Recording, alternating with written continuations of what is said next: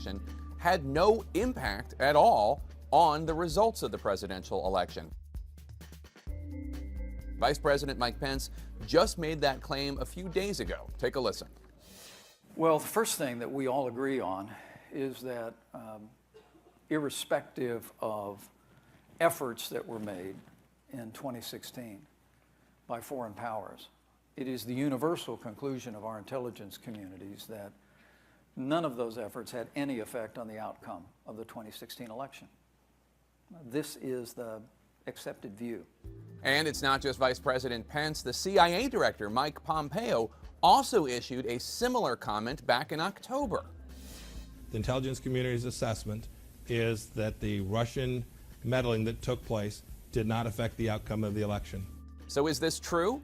Is it, as Vice President Pence said, the universal conclusion of the intelligence community that Russian election interference had no impact on the result of the election? No, that is not true. The intelligence community writ large in January 2017 issued a report looking at Russian election interference in the 2016 presidential election. And they very specifically said in their report that they were not going to assess whether the interference had an impact on the election. They wrote, quote, "We did not make an assessment of the impact that Russian activities had on the outcome of the 2016 election. The U.S. intelligence community is charged with monitoring and assessing the intentions, capabilities, and actions of foreign actors. It does not analyze U.S. political processes or U.S. public opinion," unquote. So far from universally declaring that the election interference had no impact, the U.S. intelligence community actually said they were not going to make an assessment one way or the other. Here's the Director of National Intelligence at the time, retired General James Clapper. This report does not, repeat, does not assess the impact of Russian activities on the actual outcome of the 2016 election or draw any conclusions in that regard. We have no way of gauging the impact that, certainly the intelligence community can't gauge the impact it had on choices the electorate made. There's no way for us to gauge that. Now, after Pompeo in October said the exact opposite of that, the CIA issued a statement saying, quote, "The intelligence assessment with regard to Russian election meddling has not changed, and the director did not intend to suggest that it had." Did the intelligence community say anything about this? Well, they did write the following, quote, "Putin and the Russian government developed a clear preference for President-elect Trump. They aspired to help President-elect Trump's election chances when possible by discrediting Secretary Clinton and publicly contrasting her unfavorably to him." So what Director Pompeo said in October and Vice President Pence said this week is completely wrong. The intelligence community did not say that the election interference had no impact. In fact, they said that they were not going to assess it at all. The intelligence community also said that it was the clear intention of the Russians to help Trump and to hurt Hillary Clinton. A reminder to all you politicians out there, you're certainly entitled to your own opinions. You are not entitled to your own facts, and you are certainly not entitled to spread falsehoods. I'm Jake Tapper from CNN State of the Union and factcheck.org. President Trump is hitting his own national security advisor, General H.R. McMaster, for saying that Russian election meddling is now incontrovertible. Overnight, the president tweeted, General McMaster forgot to say that the results of the 2016 election were not impacted or changed by the Russians, and that the only collusion was between Russia and Crooked H, the DNC, and the Dems. Remember the dirty dossier, uranium speeches, emails, and the Podesta company. Here with me is a man who led the intelligence community while this Russian operation allegedly began, former Director of National Intelligence, James Clapper. Thank you so much for joining me this morning. Let's just start there. The president hitting his own national security advisor for not agreeing with him and actually agreeing with the grand jury indictment that was put on and pressed forward with the president's own senior officials at the Justice Department. Your reaction?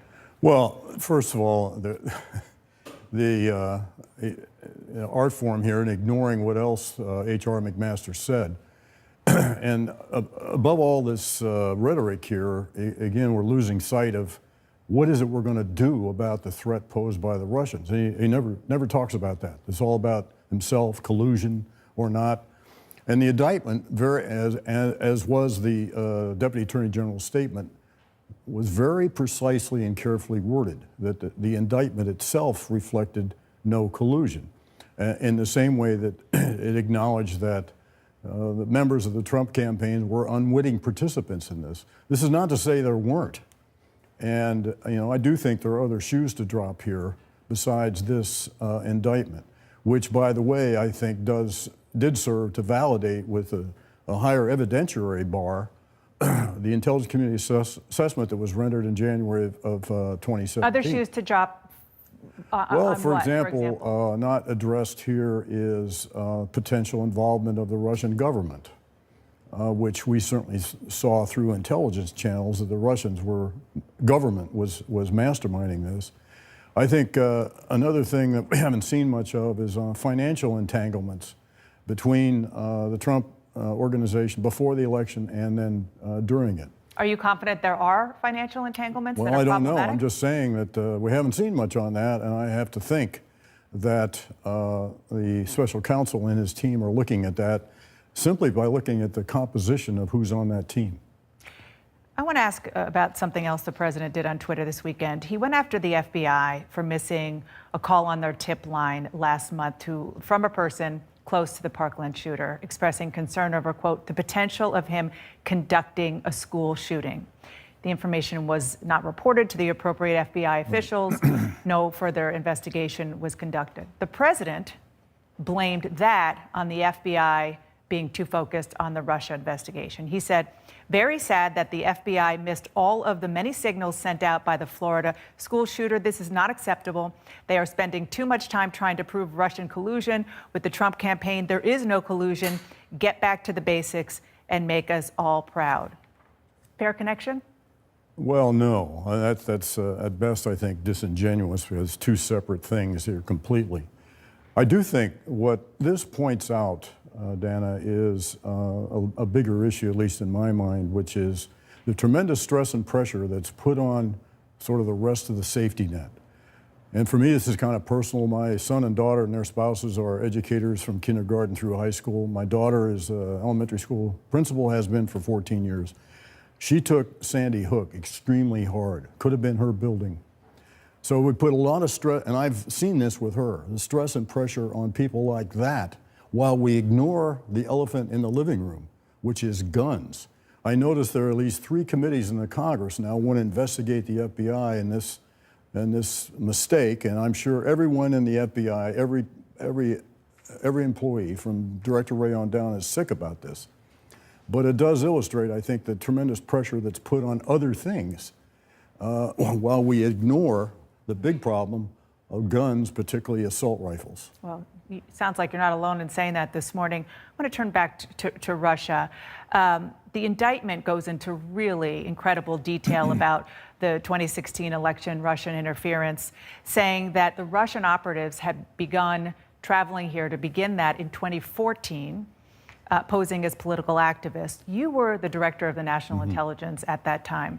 What did you know about those operations, and why wasn't more done to stop it before it became a problem? First point I'd make here is this is not the first time they've done things like this. We have records of their attempts to interfere in our electoral process going back to the 60s. So there's always been this sort of ambient level of Soviet or now Russian activity, involvement, and attempts to influence our election.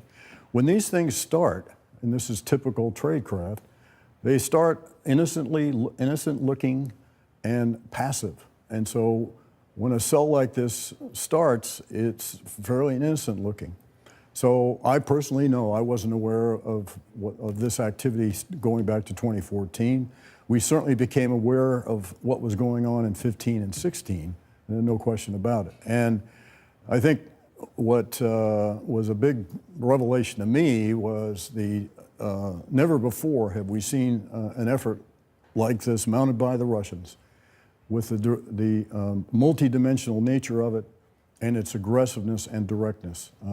This was unprecedented. Before I let you go, I have to ask about a tweet sent out over the weekend by Rob Goldman, the vice president of Facebook Ads, retweeted by the president, saying that he has seen all of the Russian ads and that he can say very definitively that swaying the election was not the main goal. True or false? Well, it's false as far as I'm concerned, because there's no question what the Russians were trying to do. And whether he acknowledges it or not, certainly from the intelligence that were available to us in the last administration, as now validated by the depth and detail of this indictment, I don't think there's any question about clearly the Russians were trying to affect the election. They had actually three goals. First was simply to sow discord and discontent in this country, and unfortunately we're a good target for that right now.